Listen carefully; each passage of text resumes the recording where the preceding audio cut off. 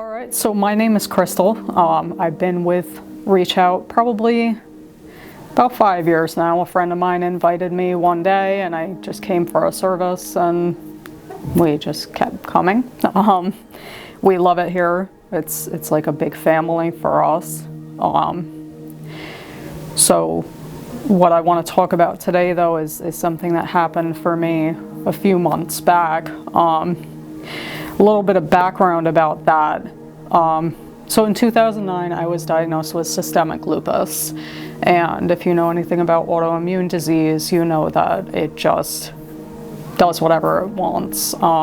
Your immune system kind of starts going after your healthy cells and just destroys your body. So since 2009, I've experienced difficulties with my brain, my heart, my digestive system, joints, muscles, a little bit of everything. And about 2019, actually it was Thanksgiving of 2019, I was cooking Thanksgiving dinner and I had a really sharp pain in my back. And so I went to the doctor, went to the hospital, got the $1 million workup, and they diagnosed me with pleurisy, which is a condition where the lining of the lung swells up, gets some fluid trapped in there and gets really irritated. It's very painful. Makes it difficult to breathe, difficult to lift your arm, difficult to pretty much do anything. When you can't breathe, it's hard to live day to day. And that was secondary to a respiratory infection. So I had the respiratory infection treated, and eventually it went away for a little while.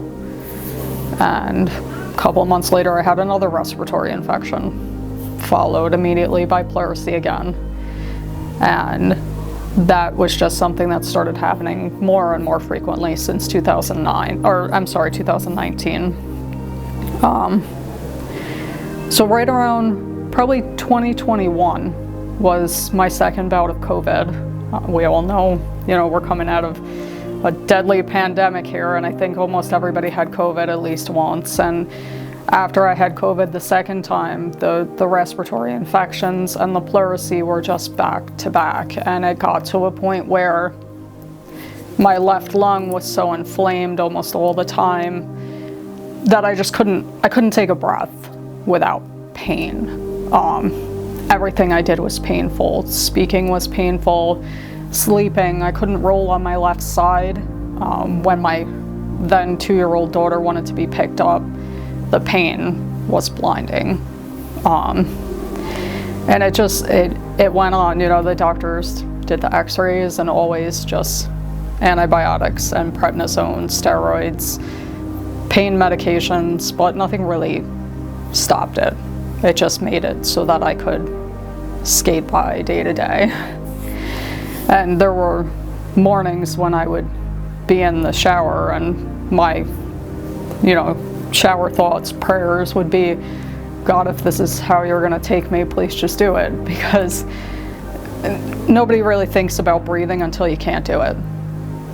And so one day the prayer would be, please just kill me, I can't take it anymore. And the next day the prayer would be, God, if you're gonna take me, just wait until my kids are grown.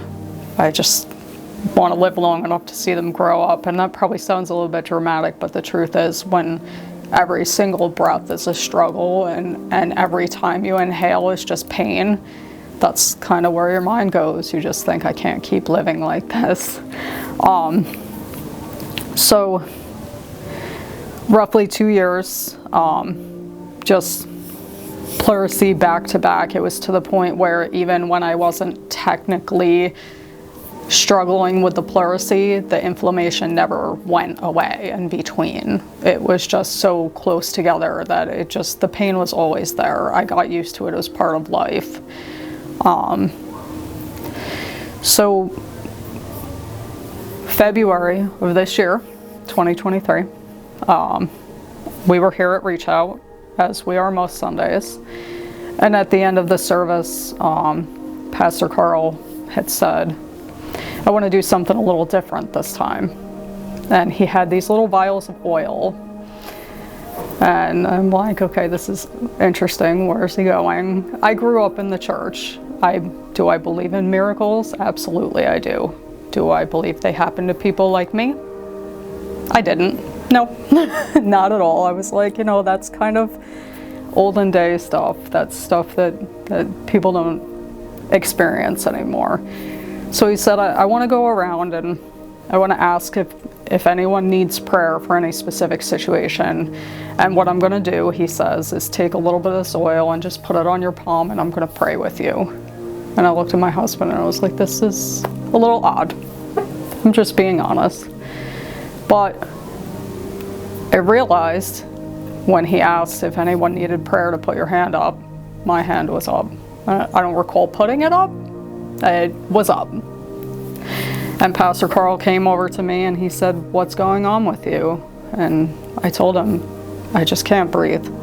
I can't take the pain anymore. I don't know what to do about it. I went to Rite Aid last night and picked up my prednisone for around, I can't even count, of steroids that I just don't think are gonna work. And if you know about steroids, you know they make you bloated and crabby and hungry, and just sometimes the steroids are worse than what they're treating, but I digress.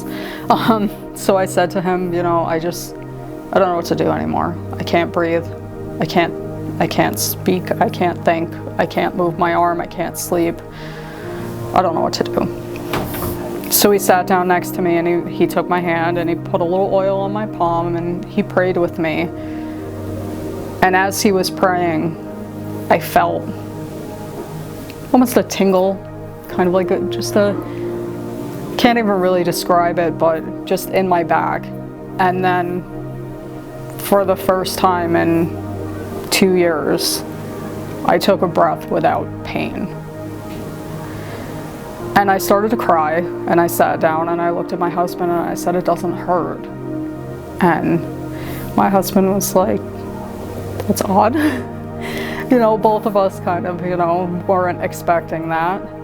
And Pastor Carl just said amen and walked away, and I sat there for a few minutes waiting for the pain to come back. And then I sat there for a couple of days waiting for the pain to come back. And I'm a very scientific person.